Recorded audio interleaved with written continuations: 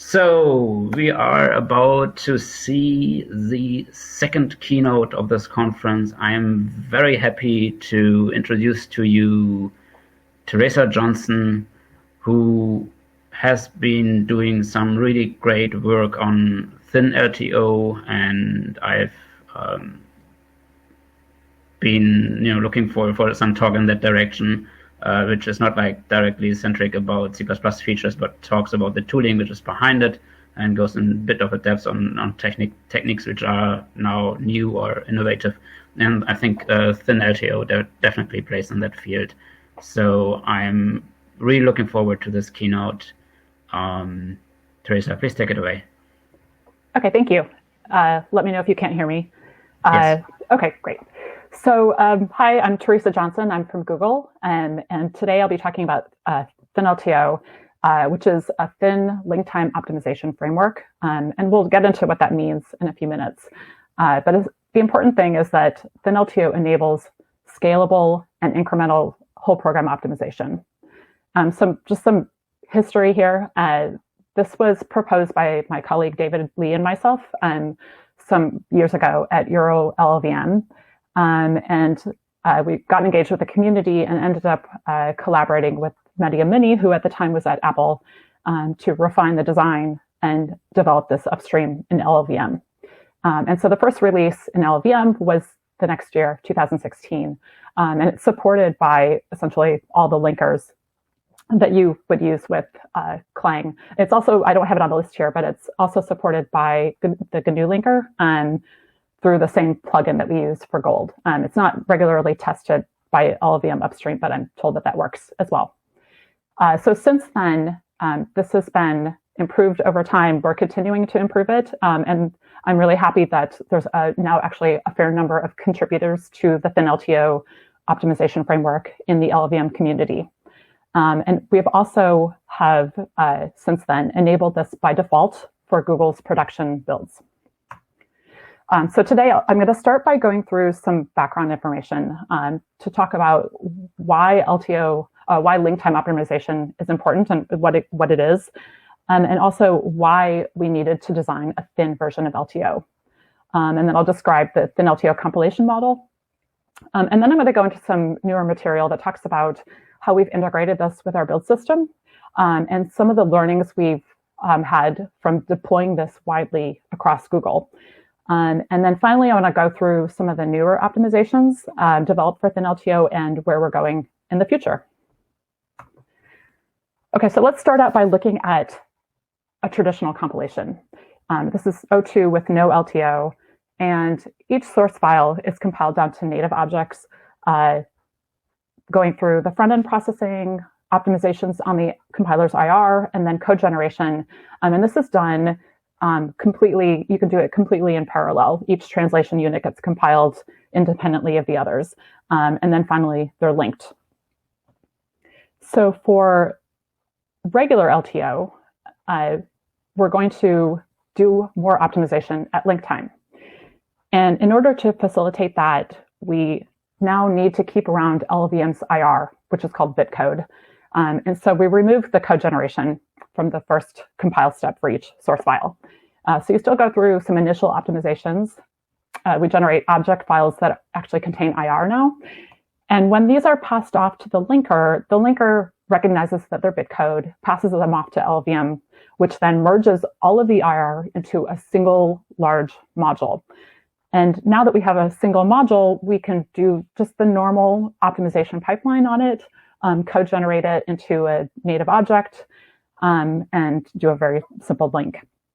And this is called a monolithic LTO implementation because we have combined all of the IR into a monolithic module. The reason why you would want to do this, well, number one, it can give you a really nice performance boost. By merging all of the IR, we've removed the module boundaries or the translation unit boundaries, and we can get cross-module optimization. And so a lot of the benefit comes from being able to inline functions that were originally in different translation units now across those module boundaries that no longer exist.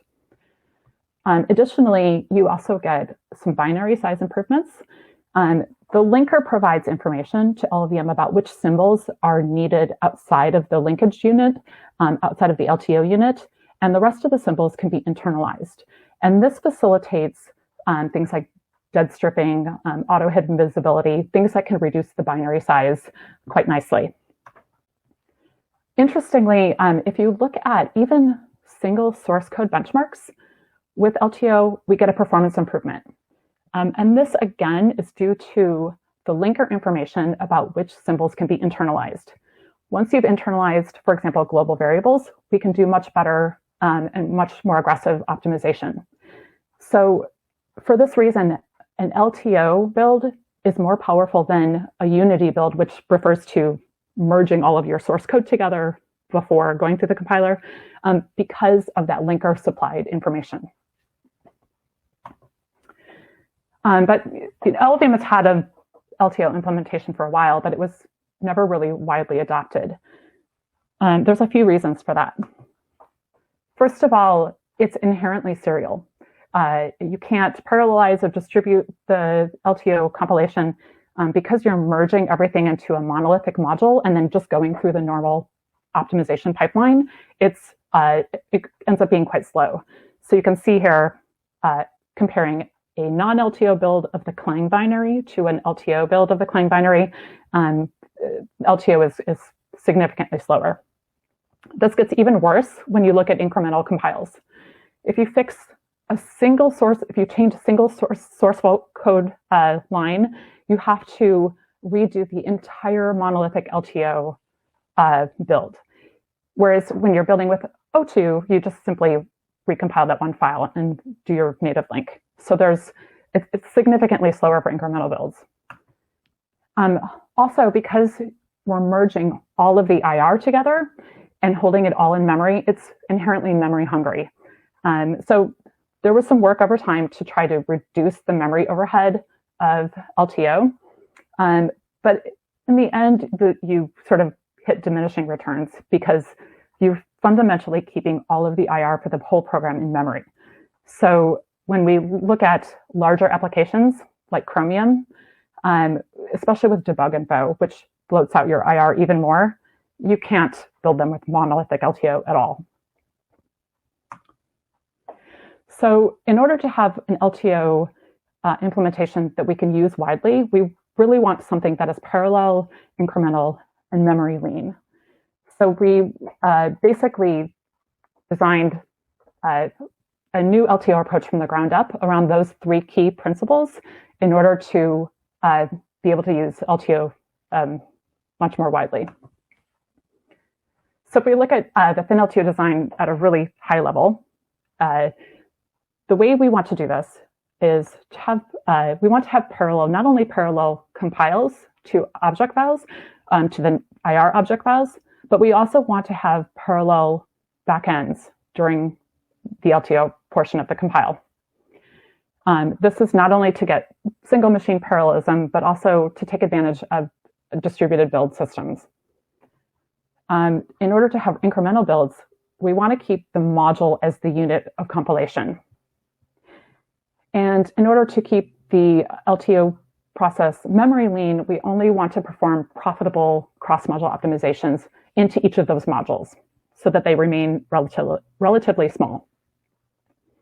And as you'll see when I go through the details, the way that we do that with ThinLTO is to have a thin serial synchronization step to coordinate all of this. So ThinLTO is, a ThinLTO build has three phases. So the first phase is the compile step, which looks very much like it would for traditional regular LTO. We are compiling source files in parallel down to LLVM IR. But for ThinLTO, we've added on the side of the IR an additional summary that basically summarizes all of the functions and the variables defined in the module and the references and calls made by those functions and variables. So we end up with a local reference and call graph. And for incremental compiles, which I'll talk about later, we also include a hash of the module's IR. So for example, let's say we have two modules foo.to and bar.to. So let's say in foo.to, there's a function foo that's defined. So we summarize how many instructions it has, the calls that it makes. So for example, foo calls bar, which is not defined in foo.to. That's defined in bar.to, which then has an entry for bar summarizing how many instructions it has, its linkage type, and other information. The second phase of a ThinLTO build is the ThinLink. So this is going to link together only the summaries into a giant index. It's not parsing the IR at all. And once we've linked together these summaries, we end up with a full reference and call graph for the entire application. And we can use this to perform interprocedural analysis across the whole program. And then we do some analysis and we generate these analysis results for each module. So for example, for foo.to, we see that we have a call from foo to bar. And we realize bar is a small function. It would probably be inlined by the compiler if we had the definition available. So the analysis results might say we should import bar from bar.to into foo.to. We'll also include other results like linkage type changes. For example, when we want to internalize variables, we put the new linkage for each symbol in the analysis results. This is a serial phase, but because we're not looking at IR at all, it's very, very fast. For example, for the Clang binary, the ThinLink takes a few seconds. The third phase of the ThinLTO build are the backends. And here we are going to be applying the analysis results to each module in parallel and independently. So for foo.to, we see the analysis result says we should import bar from bar.to. And LLVM IR has a mechanism to parse individual functions out very efficiently. So we simply parse out that function, merge it into foo.to. And the important thing to note here is that those imported functions, we keep them around just long enough to get through inlining, and then they're dropped. We don't need to code gem them because we know that we have a definition for them somewhere else. And this proceeds in parallel for every single module. And then once we're done applying the analysis results, each module goes through the traditional normal optimization pipeline, code generation, and in the end, we have native objects that are just linked together. If you do a ThinLTO build on a single machine, all of this happens transparently within the link process. So all of these backends are threads that the linker spawns, and it looks at basically how many CPUs your machine has, and it decides how much parallelism to do when it's firing off those threads. For distributed builds, so in Google, we have a distributed build system that we want to take advantage of. So for that, we have to actually break this apart into different processes. So we have one process doing the ThinLink, and then one process per ThinLTO backend. And to facilitate that, we now have to stream out those analysis results for every module to a file. In addition to that, we also init per file the list of other modules that we're going to be importing functions from. And this is used by the build system because it needs to know which objects to package up and send to the remote build machine for each backend process. So the build system launches each of these backend jobs potentially to a different remote node, sends off the analysis results, packages up the necessary IR object files to all of them. And then once we've done that, now we can apply those interprocedural transformations for each module completely in parallel in a distributed fashion. And then finally, the native objects get sent to another process that just does a native link. So for incremental builds, as I mentioned earlier, the summaries also contain a hash of each module's IR. So if we make a change to a single source file, we have to rebuild that source file down to a new IR object that has a new summary. And we have to redo the ThinLink, but again, that's quite fast. And then the analysis results, that file contains not only the analysis results and the transformations that will apply based on them, but it also includes the hash of that module and the hash of any module that we'll be importing from. And so essentially, that analysis results file encapsulates all the information needed to make an incremental build decision. So we can compute a hash of that input file, look it up in our cache system, and if we have a matching entry, we simply use that native object and completely suppress the corresponding LTO backend, and we never need to load the IR at all for that backend. Inside Google, we use a build system called Bazel. It's open source, and it supports distributed builds. So the way Bazel works is that it looks at the dependency graph based on the build files specified for the source code that we use, and it computes what's called an action graph. And it does this ahead of time. It basically computes a graph of all of the actions, the build actions that will be needed, and connects them by the inputs and outputs. And so one thing to note here is that inside Bazel, the thin link is called the LTO indexing action. So here I've shown an action graph for a small ThinLTO build.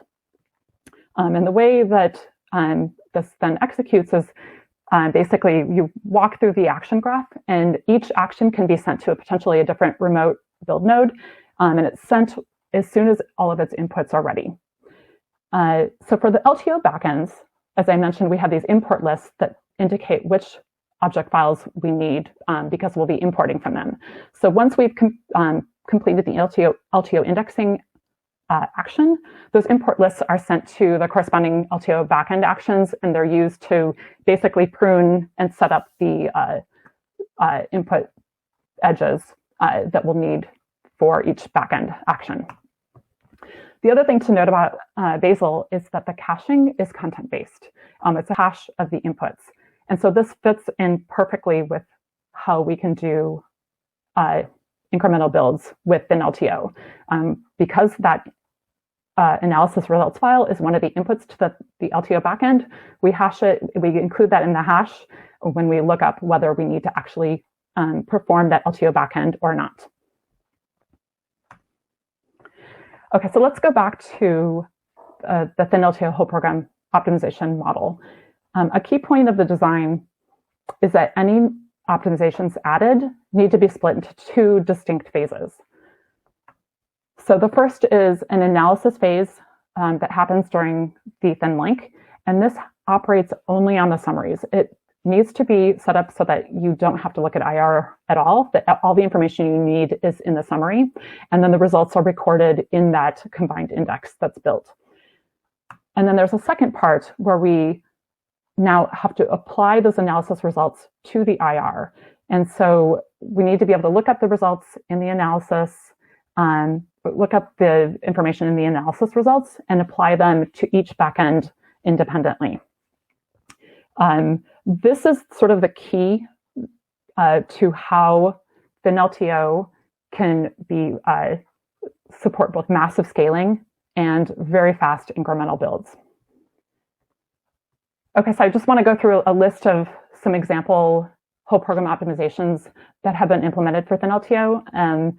And I want to note that these have been contributed by multiple people working in LLVM upstream. The first that I've already talked about is function importing. This was implemented in the initial design and implementation of ThinLTO because, again, inlining is so important for performance, and we want to enable cross-module inlining.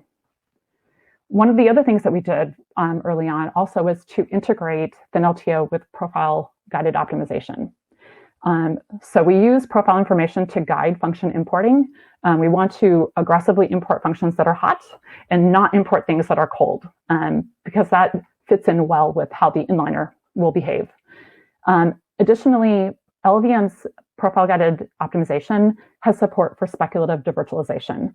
So when you have indirect calls and you collect profile information, it also collects the list of the frequently the frequent targets of each indirect call. And then when you feed that back, LLVM will speculatively devirtualize those calls. And we've integrated this with ThinLTO so that we can now do cross-module speculative devirtualization. More recently, someone contributed support to do constant read-only global variable importing. As I mentioned earlier, there's support for doing internalization based on linker information that enables code size improvements and also more aggressive optimization. Also using linker information, we can prune dead globals that don't reach anything that escapes the module. Another thing we can do based on linker information is called weak linkage resolution. So in C++, when you have template function definitions, if you haven't done explicit instantiation, you have to have that template function definition in your header because every use of that template function needs to have a copy of the definition. So the way this works in a non-LTO compile is that you end up with multiple copies of those template function definitions in your objects. They have weak linkage, and the linker picks one and basically discards the rest. Because we have linker information during the thin link, we know which copy will be prevailing, which copy the linker chose to keep, and we mark all of the others so that once we get past inlining, we can simply discard them. And what this means is that we have significantly fewer functions going through code generation, and also a nice benefit that we've seen is that we have significantly smaller object files going into the native link. I'll talk later about whole program devirtualization, and there's a number of others under development and review. So for example, some folks at Facebook have contributed patches to do similar function merging across modules within LTO, and this gives a nice code size improvement. So I want to show some build time results for ThinLTO. And I want to compare not only to LLVM's monolithic LTO, but it's also interesting to compare against GCC's LTO.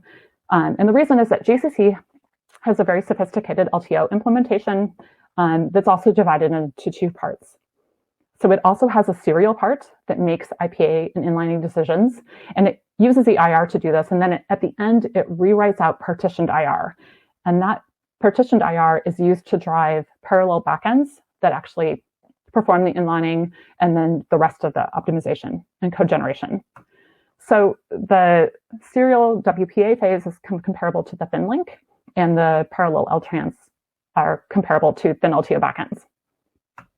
So let's look at a comparison between these different LTO implementations for building the Chromium browser. This is without debug information. And I want to give the caveat that this comparison was done a while ago, and there's been improvements both for LLVM and GCC.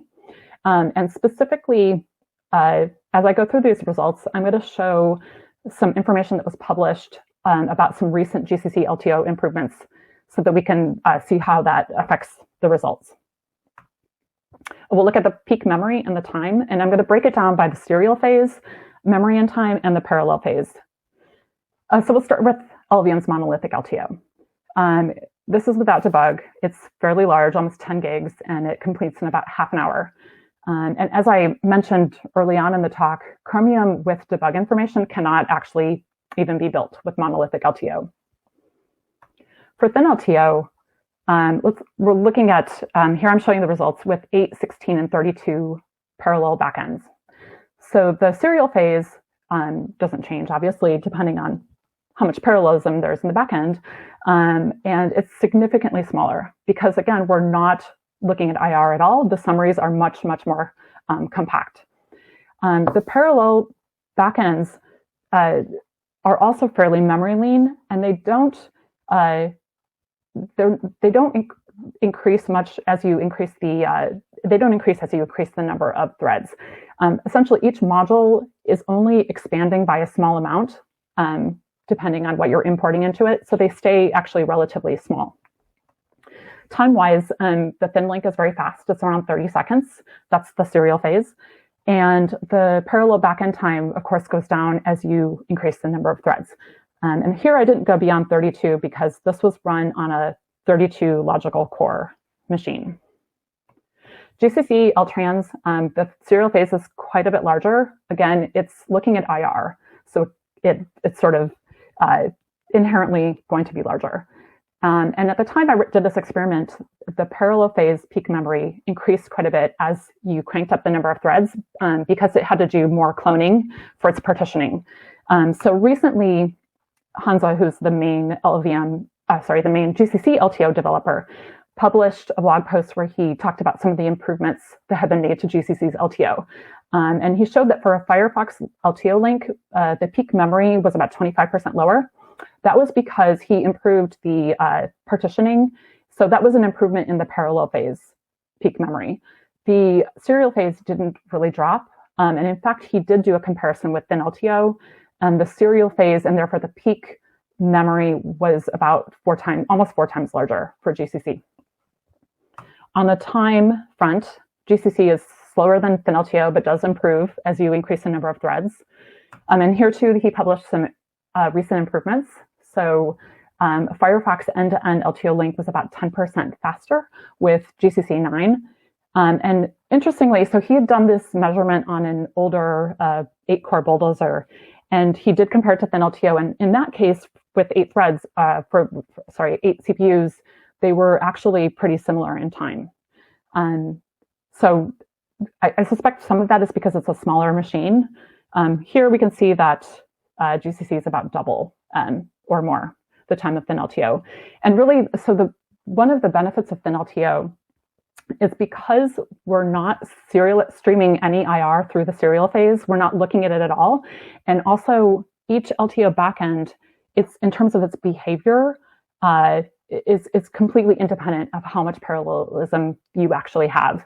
So what this means is that you can kind of crank up the parallelism for ThinLTO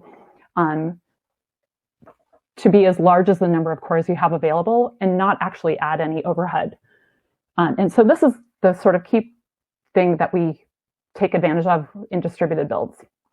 So if we look at an internal Google application called Ad Delivery, this is a very large application, thousands of source files, and also the call and reference graph is quite complex for it.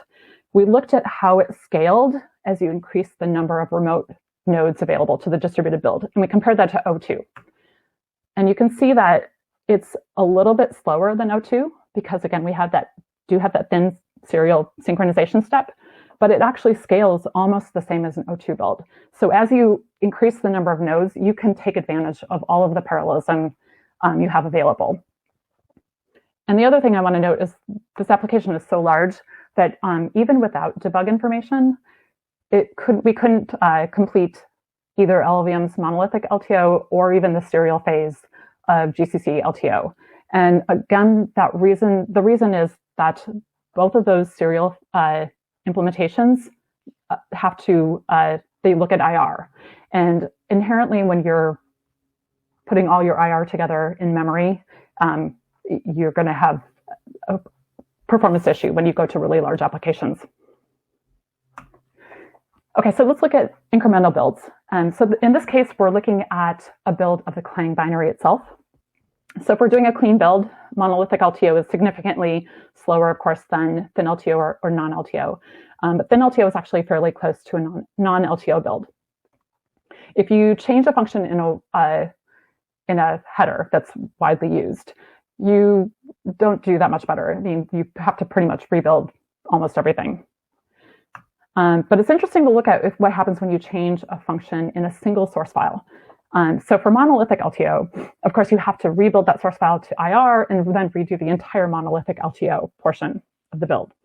For non-LTO, you only have to compile that one source file down to native object and then relink. For ThinLTO, we have to compile it down to IR, redo the whole thin link, and then redo the single LTO backend action corresponding to that file, and then do the native link. And this takes 16 seconds. So you can really see the power of the support that ThinLTO has in it in the design for incremental builds when you do this comparison. So let's look at now the runtime performance when you actually build some applications with ThinLTO. So this is the Spec 2006 benchmarks, and the baseline here is O2, and everything has profile information. The baseline has profile information, and both of the LTO configurations have profile. Monolithic LTO gets kind of a range of performance improvements depending on the application, but the most important thing is ThinLTO gets nearly the same performance improvement. I think we're within 2% across the board. All right, so switching gears a little bit, let's talk about how ThinLTO is used inside Google. Google switched all of its C++ builds over to LLVM a few years ago in 2017. And that's when we initially rolled out ThinLTO to production. And initially, it was only used for the key performance-sensitive applications. Since that time, however, we've been gradually rolling it out to the rest of the production builds. And as of this past spring, it's now enabled by default for all of our builds targeting production. And so some things that we learned while deploying this really widely. First of all, ThinLTO is really good at exposing user bugs. This is kind of true in general. When you turn on optimization, you can often flush out user bugs that where people just got by with things without optimization. But with ThinLTO, because we're expanding the scope of optimization to be so much broader than the single translation unit, it tends to flush out a lot of other issues.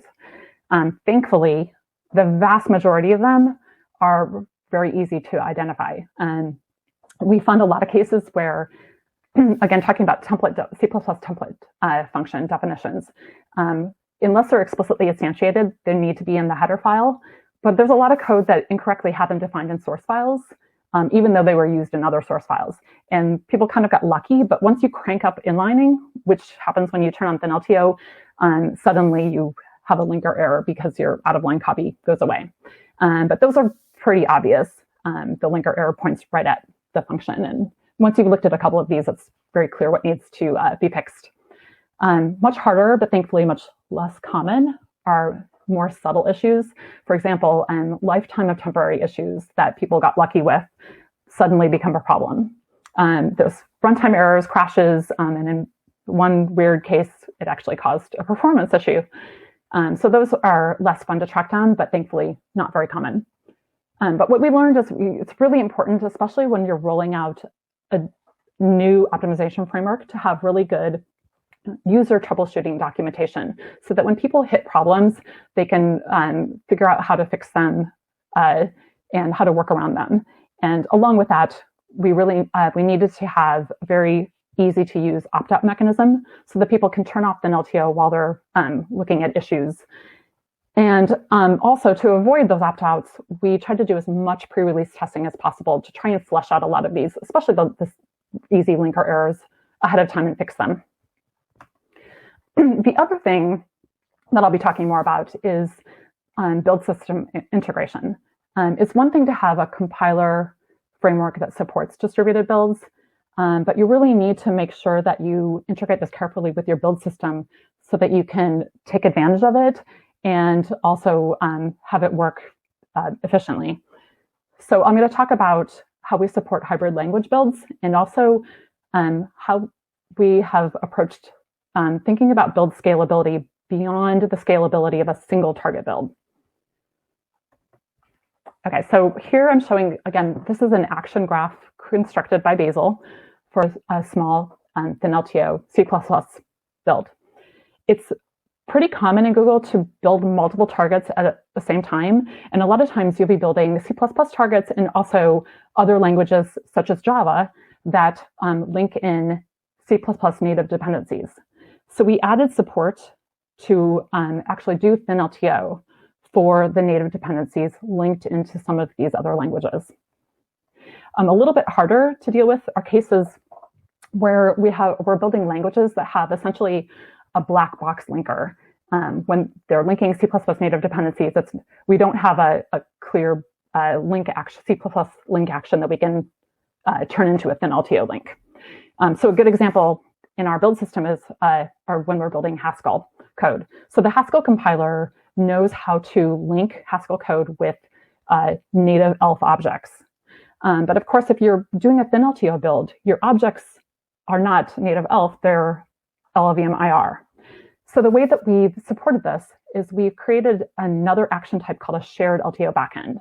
And this shared LTO backend does not have an LTO indexing or a thin link step before it. So there's no whole program decisions being made or applied.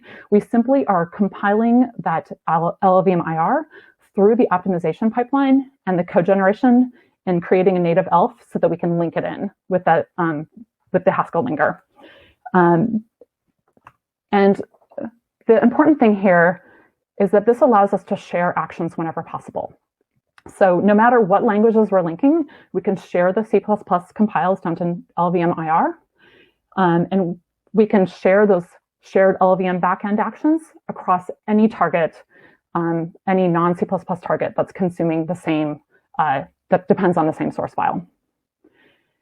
And this sort of leads into the next topic, which is thinking about how the build scales when you're building large numbers of targets together. So first, let's look at shared links. And by shared link, I mean when you're linking a lot of your code together into shared libraries and then linking those libraries into your final targets. This is how we build our unit tests by default in Google. So in a non-ThinLTO build, we can share those compile actions, and we can also share the library links. So the libraries, the lib.so here is a native ELF, and it can be shared by any target that depends on it. For a ThinLTO build, we can still share the compiles, which now are compiling to LLVM IR, and each CPP link turns into a ThinLTO link. So we actually do a mini ThinLTO link when we generate each shared library. It's not whole program, obviously, because we're just building a shared library, but we can still do cross-module optimization, for example, cross-module inlining. And the good news is that the library links are still shared. So each lib.so is still shared by, we build it a single time and we share it across any target that depends on it. So the scaling here is okay. I mean, we're essentially doubling the number of actions, which is sort of expected for a ThinLTO build. But now let's look at what happens when you're building a large number of targets with static links. And what I mean here is that we're not first building code into shared libraries.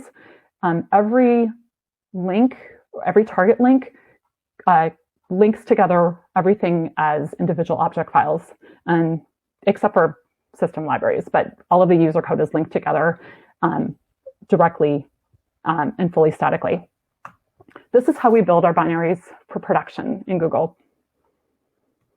So for a non-ThinLTO build, of course, again, you can share the C++ compiles. For a ThinLTO build, we can still share the compiles down to LLVM IR. However, you get an explosion of LTO backend actions.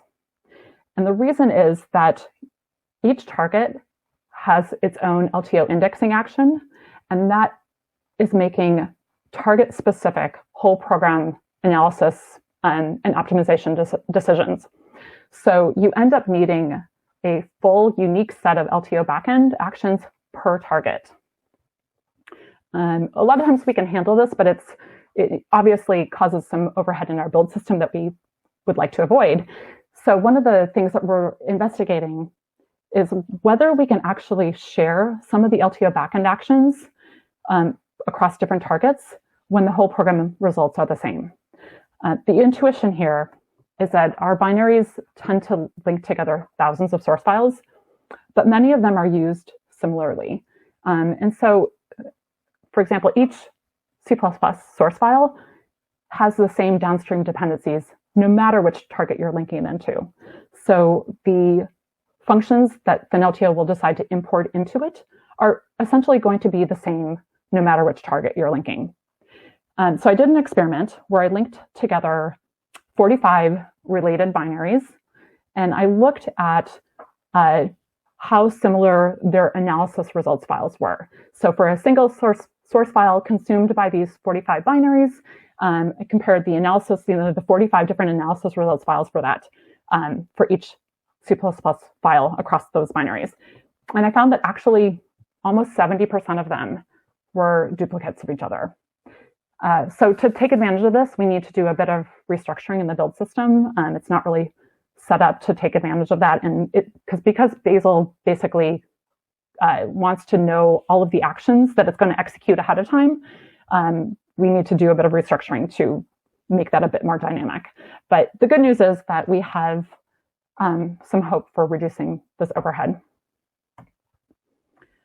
Okay, so I want to switch to the last topic, which is going through some of the newer ThinLTO optimizations and also talking about some of the future optimizations that we're looking at.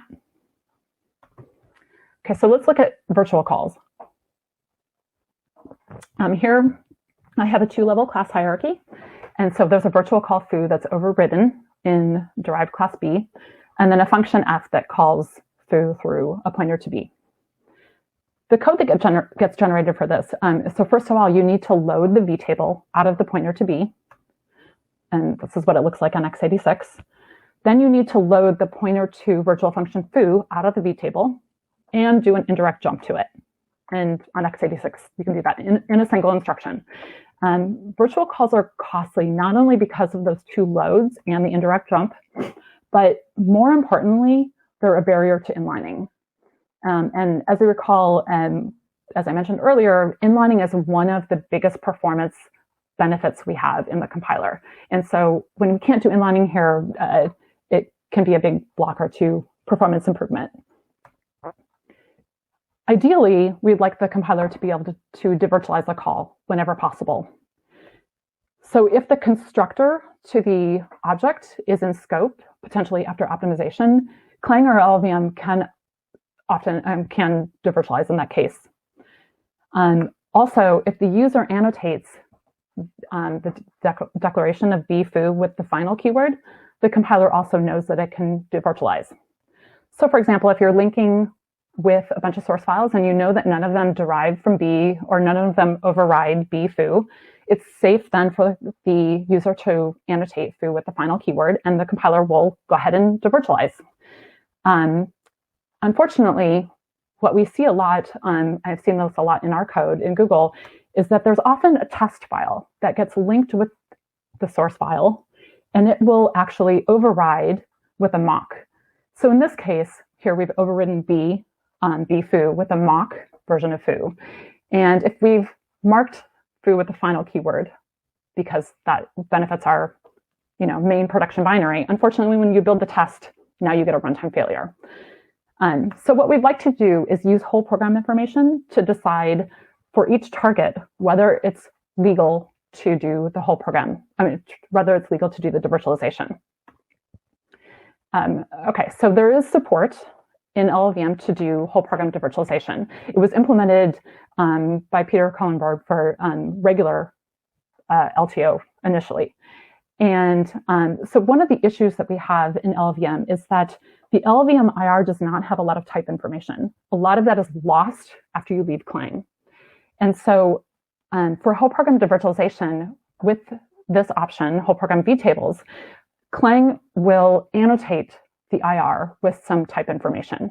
So for example, it will attach type metadata to the vtables, and this tells the LLVM what types are compatible with the vtable definition. So what types can hold a pointer to it. It will also annotate every virtual call in the function with an intrinsic that says what is the static type of the vtable that we're making this virtual call on. So in the case of the virtual call in function f, the type is type of B. With ThinLTO, what we've done is to now pass along some of this information to the summary. So we've added support to augment the summary with the vtable type information, and also the information about the type intrinsics within each function for its virtual calls.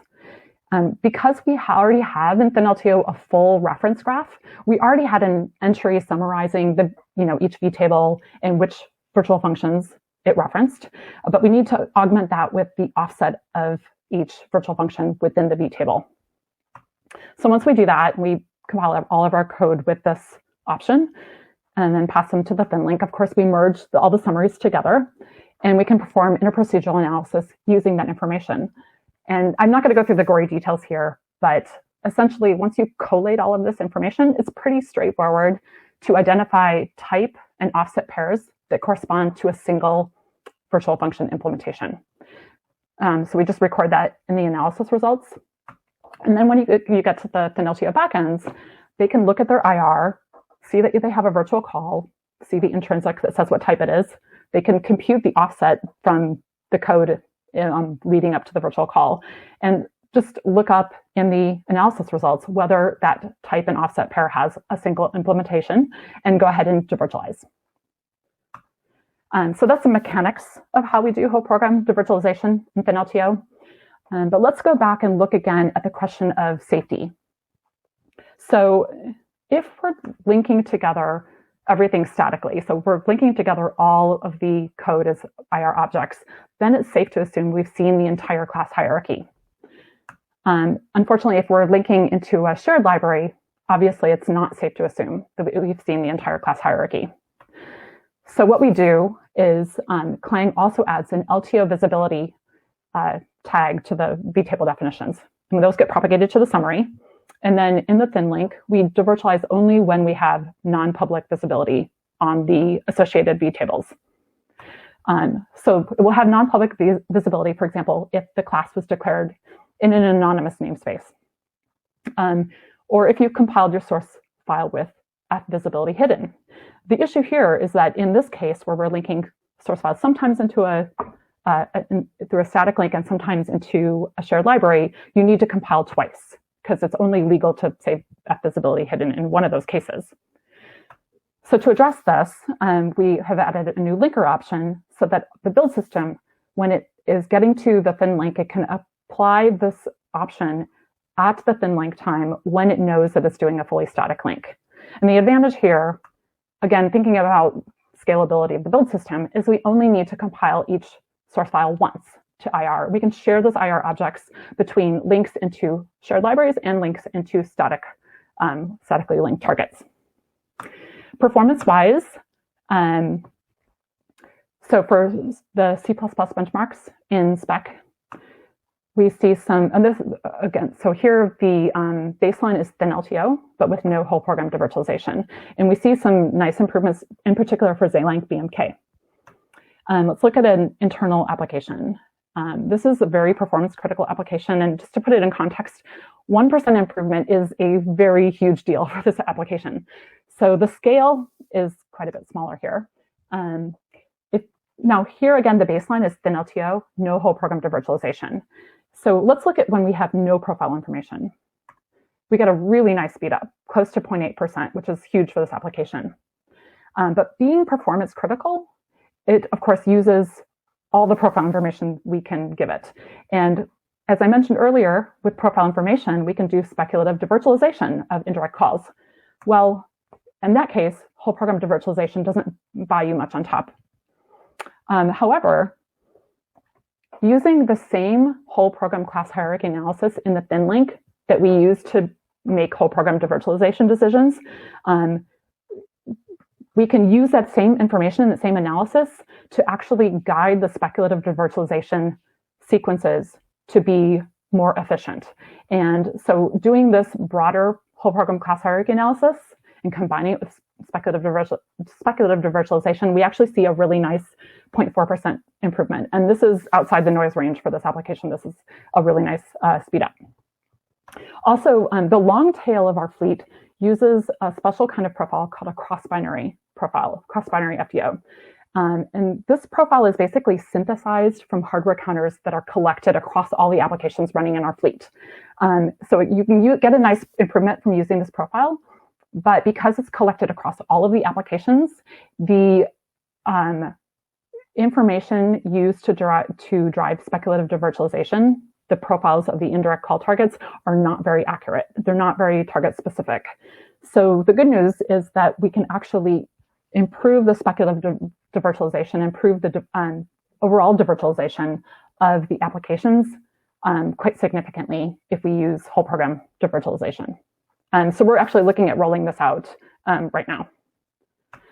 Okay, so last slide. I just want to go through a smattering of some of the things that we're looking at going forward with ThinLTO. First of all, there's a number of opportunities for improving whole program devirtualization itself. So as I mentioned earlier, LLVM does not have a lot of type information. We're kind of beholden to whatever information Clang passes down via those intrinsics and the type metadata. And one of the issues is that often when you inline, which happens in LLVM, you can, once you've done inlining, you have a more refined type for your vtables. But we can't take advantage of that because the intrinsics inserted by Clang are sort of immutable, and we've lost the information that we would need to update those to be the more specific type. So there's a couple of approaches for improving that, and we're looking at those. There's also some opportunities for refining types based on the caller's type. So for example, if the caller is a method in the same class hierarchy, you can often narrow down the possible virtual call targets. I talked about this on the last slide, but the same class hierarchy analysis that we use for devirtualization can actually be used for a broader set of optimizations. So what I showed earlier is optimizing the speculative devirtualization sequences. By default, you speculatively devirtualize by comparing virtual function pointers against the possible virtual function targets. But with class hierarchy analysis information, you can figure out sometimes it's more profitable to compare against the vtable pointer itself. And that's where I got the improvement on the previous slide. For code size, you can also use the whole program class hierarchy analysis to sometimes skip the fallback indirect call. We're also looking at doing cross-module cloning of functions, and this is to support other optimizations that are context-sensitive and need context-sensitive information. We're also looking at some additional whole program analysis. So specifically, we're looking at some escape analysis in a limited form, because again, we don't want to bloat up the summaries too much because we want to keep that ThinLink very lean and fast. And then the last thing that I'll mention here is we've talked periodically about the idea of having an iterative ThinLTO process. So ThinLTO right now has a single ThinLink and then a bunch of parallel backends. There are definitely cases where it would be advantageous to have perhaps a second ThinLink. So maybe later on during the pipeline to pass around some additional whole program information. So we have some ideas there, and that's one area that we would like to explore. But obviously that's going to take some work to do some trade-off between the build time overhead versus the optimization gain that you can get. So with that, that's the end of my slides. Here's my contact information. I'm happy to answer questions later or now. I guess I think we're going to switch over to Remo to do the Q&A. Yeah. Thank you so much for this great keynote. We are going to go over now in Remo, and then just it's one interface for everyone, and we're going to do the Q&A for the keynote there. Thank you.